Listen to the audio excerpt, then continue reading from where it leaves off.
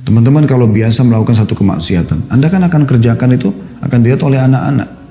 Anak-anak mungkin akan menjadikan sebagai contoh dan tolok ukur. Oh ternyata ayah saya itu begini, ibu saya itu begini. Kita temukan dalam rumah tangga teman-teman sekalian, kalau seandainya ada orang yang terbiasa teriak-teriak misalnya, bertengkar, berkelahi sama pasangannya, maka kita temukan anaknya itu memang suka teriak-teriak. Kalau di rumah itu santun, sopan, baik, maka juga begitu kondisi anak-anaknya. Keluarga itu biasa orang tuanya sholat, ya, berbagi, bersedekah, anaknya juga akan seperti itu. Tapi kalau mereka biasa buat kemaksiatan, anaknya juga kita akan temukan seperti itu. Yang kita temukan biasa orang-orang yang istilahkan broken home dan segala macam. Anak-anaknya karena dilihat ibunya sama laki-laki lain, ayahnya sama laki-laki lain. Di rumah ada khamar, di rumah ada narkotika dan segala macam hal. Anaknya jadi ikut-ikutan. Dan itu terwariskan. Itu bahaya sekali. Makanya Umar bin Khattab radhiyallahu anhu itu pernah lewat di rumah salah satu penjual susu di kota Madinah di malam hari. Kebetulan yang jual susu ini seorang nenek tua, punya cucunya perempuan. Kemudian dia mengatakan pada cucunya, susu sekarang ini mulai banyak saingan yang menjual dan kita perlu menambah dengan air, campur dengan air, supaya kita juga bisa dapat keuntungan. Kata cucunya, perempuan juga cucunya mengatakan kepada neneknya, kalau Umar tahu, Umar akan marah dengan kita. Sebenarnya Umar bin Khattab radhiyallahu anhu lagi ada di dekat dinding rumah mereka. Ya. Dia sedang mendengar itu, tapi mereka berdua ini tidak tahu kalau Umar bin Khattab ada di situ. Maka kata neneknya, Umar nggak ada, Umar nggak dengar. Kata si anak perempuan tersebut dengan penuh keyakinan. Sambil menangis dia mengatakan, kalau Umar tidak tahu bagaimana dengan Tuhannya Umar. Saya takut nenek. Maka dia pun menangis terisak-isak. Apa yang terjadi? Dengan tangisan si anak perempuan, cucu perempuan tadi ini, Umar bin Khattab pulang ke rumahnya, bangunkan anak-anak laki-lakinya, lalu menawarkan siapa yang mau menikah dengan cucunya penjual susu. Pada waktu itu Umar bin Khattab khalifah. Anaknya semua ini adalah anak-anak raja. Disuruh nikah dengan cucu penjual susu. Kenapa? Karena Umar bin Khattab tahu bahwasanya si cucu tadi ini tidak mungkin mengingatkan neneknya sambil menangis kecuali karena keimanannya. Umar bin Khattab membeli keimanan itu karena tahu nanti juga akan terwariskan itu. Dan ternyata betul, sebagian ulama mengatakan dari anak Umar yang bernama Asim menikah dengan cucu penjual susu tadi, lahirlah Abdul Aziz, dan dari Abdul Aziz lahir Umar bin Abdul Aziz yang terkenal dengan kesolehannya. Jadi ini bisa saja terjadi, gitu kan? Ini efek-efek yang luar biasa. Baik, kita tutup teman-teman sekalian dengan lalu apa yang harus kami lakukan. Yang pertama, jauhi semua kemaksiatan teman-teman. Apapun alasannya, semaksimal mungkin. Mulai sekarang jangan lagi berbuat dosa-dosa dan Anda pribadi lebih mengerti dosa apa yang sedang Anda lakukan. Anda lebih tahu. Jadikan bahan muhasabah. Karena memang ada timbangannya. Kalau ini timbangan dosa dan ini timbangan amal saleh. Selama ini masih berimbang, Anda masih buat dosa dan Anda juga masih ibadah. Anda sholat, Anda tutup aurat. Tapi Anda juga, teman-teman sekalian, masih berzina, masih khamr dan seterusnya. Maka tidak akan ada kenikmatan dalam ibadah ini. Gak ada kehusyuan dalam sholat, tidak ada kenikmatan ibadah. Gitu. Ini poin yang harus digarisbawahi. Ya. Kapan ini ada kenikmatannya? Kalau dia naik rate-nya dan maksiat ini turun. Dengan cara Anda tutup, kunci. Nanti Anda akan rasakan kalau Anda tutup pintu dosa, Anda lebih tahu dosa masing-masing. Anda coba muhasabah, apa yang Anda lakukan pelanggaran dalam keseharian, coba tutup. Seminggu, sebulan, berhentikan. Caranya baca ancaman Allah di dosa itu. Ketik di Google, ancaman zina, ancaman riba, ancaman ini. Supaya Anda akan tinggalkan. Nanti ini kalau terkunci, Anda lakukan ibadah yang biasa saja. Sholat 5 waktu, sholat duha, zikir pagi petang, baca beberapa ayat Al-Quran, silaturahim keluarga yang sudah biasa. Ini akan naik nanti, naik. Nanti Anda akan rasakan kehusyuan yang luar biasa. Yang Anda tidak rasakan sebelumnya. Kan begitu. Jadi tinggalkan semua maksiat. Karena maksiat itu untuk dipelajari dan ditinggalkan. Kalau Anda pernah lakukan dulu, bertaubat kepada Allah. Taubat itu adalah tiket VIP untuk menuju kepada surga Allah SWT dan juga mengembalikan semua fasilitas di dunia.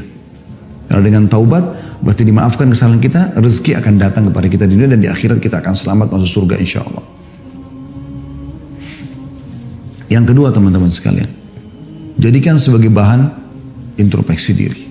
Selain jauhkan maksiat. Kalaupun sampai sudah terjadi sumpek dan sedih itu, jadikan bahan muhasabah. Kalau Anda punya kesalahan, taubat kepada Allah. Kalau Anda tidak salah dan ternyata ada gunjingan, ada fitnah yang datang, maka itu murni cobaan dari Allah. Anda bersabar. Aisyah radhiyallahu anha ummul mukminin difitnah berzina sama Safwan, padahal beliau tidak kerjakan. Tapi itu hanya akan menambah kemuliaan bagi dia. Karena kadang-kadang untuk pindah ke satu level, Allah datangkan ujian kepada Anda. Kata sebagian ulama, ada sebagian hamba Allah, ini perumpamaan, yang dia akan disampaikan oleh Allah di derajat yang sangat tinggi di surga. Yang dia tidak bisa jangkau kecuali dengan 100 tahun sholat malam, 100 tahun sholat duha, 100 tahun sedekah, 100 tahun bakti sama orang tua. Tapi umur dia hanya 60 tahun.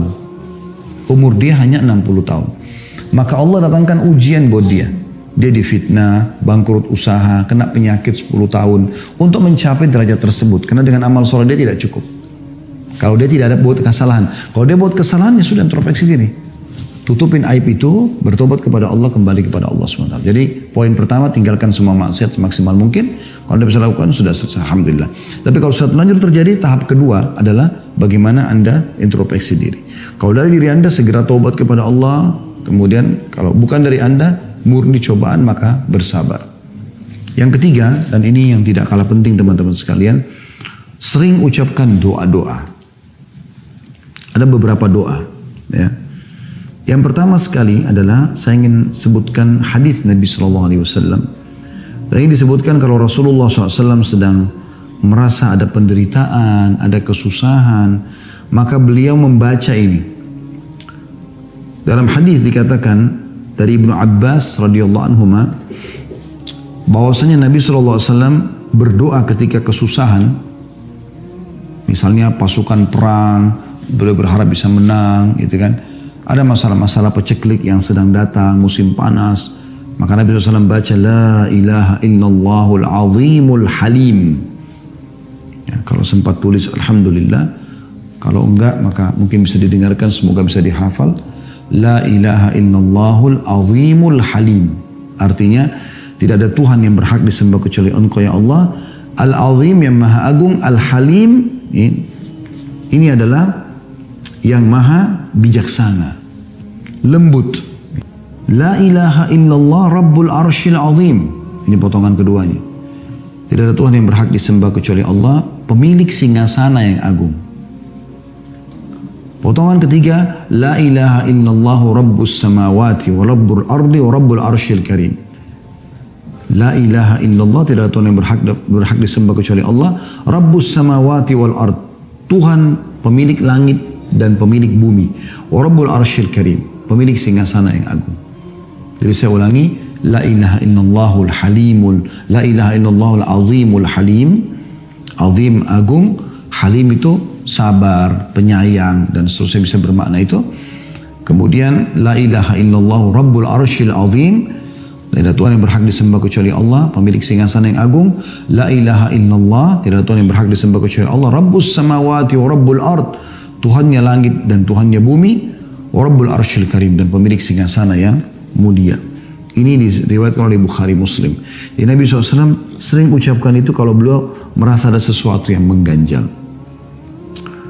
Kemudian dalam hadis yang lain disebutkan dari Abu Bakar radhiyallahu anhu, beliau mengatakan bahwasanya Rasulullah SAW mengajarkan tentang doa resah, doa sedih, gundah, yaitu membaca Allahumma rahmataka arju fala takilni ila nafsi tarfata ain aslih li sya'ni kullahu la ilaha illa ant.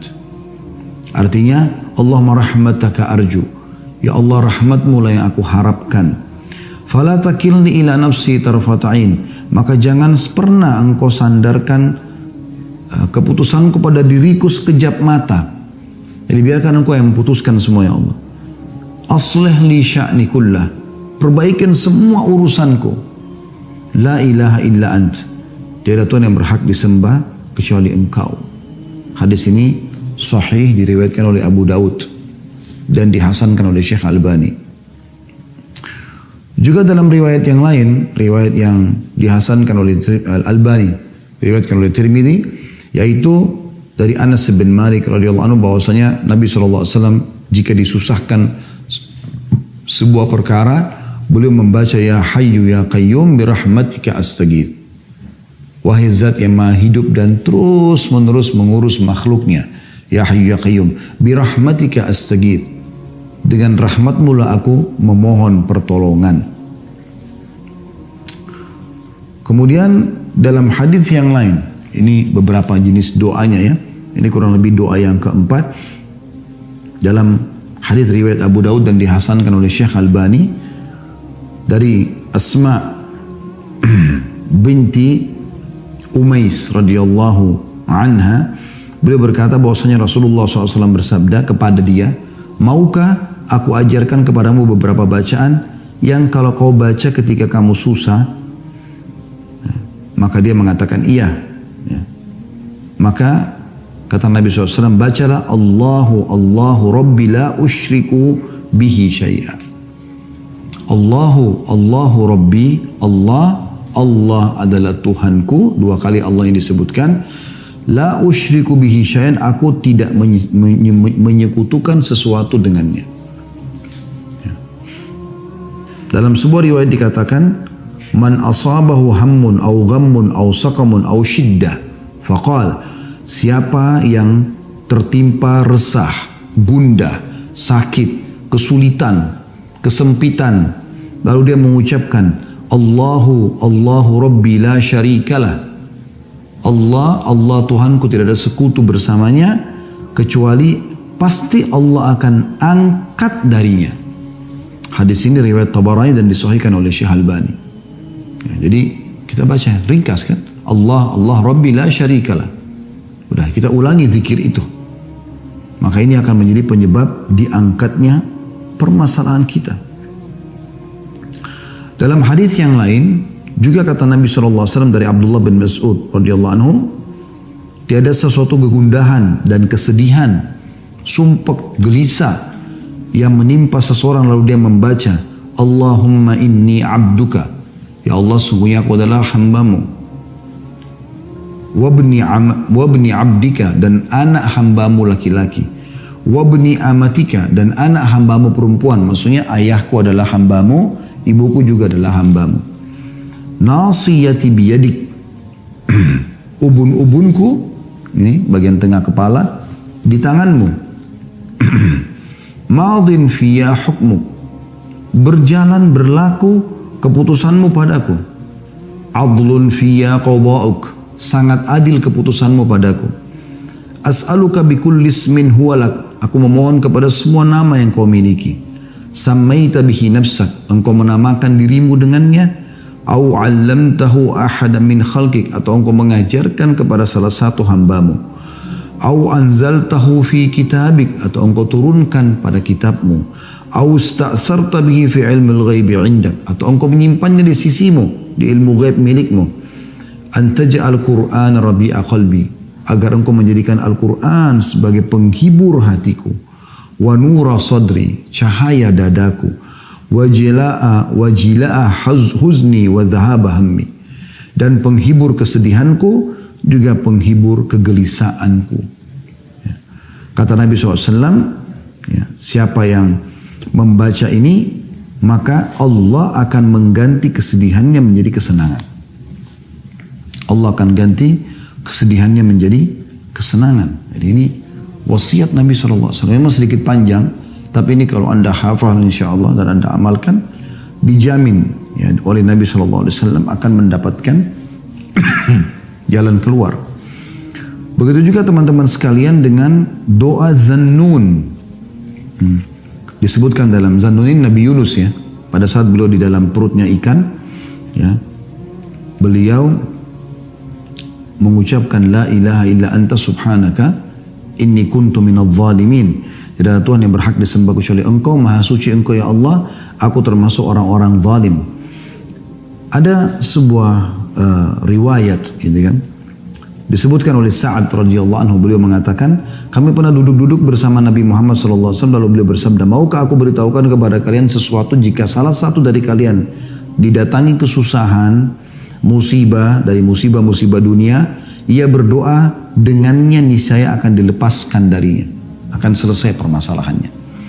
Lalu beliau dijawab, tentu kami mau wahai Rasulullah. Kata Nabi SAW, doa Zannun yang ditelan oleh ikan, yaitu la ilaha illa anta subhanaka inni kuntu minadh dhalimin. Jadi ini beberapa jenis doa yang kita boleh baca, anjuran untuk baca. Ya, dan kalau misalnya Anda belum menghafalnya, Anda bisa tentunya kembali kepada doa dalam bahasa Indonesia, dalam bahasa Melayu, Anda bisa sampaikan. Yang penting adab doanya, Anda menghadap kiblat, Anda lebih baik berwudu, ya. Kalau mau lebih bagus lagi, Anda sholat sunnah, taubat 2 rakaat. Selesai salam, Anda mengangkat tangan ke langit. Jangan lupa puji Allah dulu, minimal Alhamdulillah. Kemudian baca salawat kepada Nabi SAW. Wassalatu wassalamu ala rasulillah. Lalu bahasa Melayu itu bahasa Indonesia. Ya Allah, sungguhnya hambamu ini telah tertimpa penyakit yang sudah sekian tahun menderita, ya. Angkatlah penyakit ini ya Allah, hanya Engkau lah yang bisa memberikan kesembuhan. Ya Allah, hambamu ini sudah lama menikah belum memiliki keturunan, maka mudahkanlah keturunan untukku ya Allah, sebagaimana Engkau karuniakan keturunan kepada Nabi Zakaria, ya. Karena Nabi Zakaria menikah kurang lebih 70 tahun baru dapat anak, ya. Kemudian bisa juga misalnya ada masalah lain, ya Allah, sungguhnya hamba sudah terlilit utang yang sangat banyak. Ya, dan ini kesalahan hamba mohon ampun kepadamu ya Allah, mudahkan hambamu untuk selalu, ya, bisa punya peluang untuk menyelesaikan utang tersebut sebelum meninggal dunia. Dan semua keluh kesah kita bahasakan dengan penuh keyakinan, teman-teman. Karena kata Nabi SAW, berdoalah kalian kepada Tuhan kalian dalam kondisi yakin akan diterima, karena Allah tidak akan terima doa dari hati yang lalai, ya. Ini kurang lebih gambarannya. Kalau kita simpulkan, sebenarnya jauhi kemaksiatan, teman-teman sekalian, karena dia sumber kesedihan, sumpah, sedih dan segala macam. Bahkan salah satu dari para salafus saleh pernah berkata, aku tahu aku punya dosa kepada Tuhan Allah pada saat aku melihat perubahan sikap dari pasangan hidupku. Kebetulan karena dia laki-laki, dia mengatakan perubahan sikap dari istriku dan juga tungganganku, bahkan tikus yang masuk ke dalam rumahku. Artinya orang kalau jaga hubungannya sama Allah SWT, Allah akan jaga semua fasilitas yang ada pada dia. Allahu a'lam.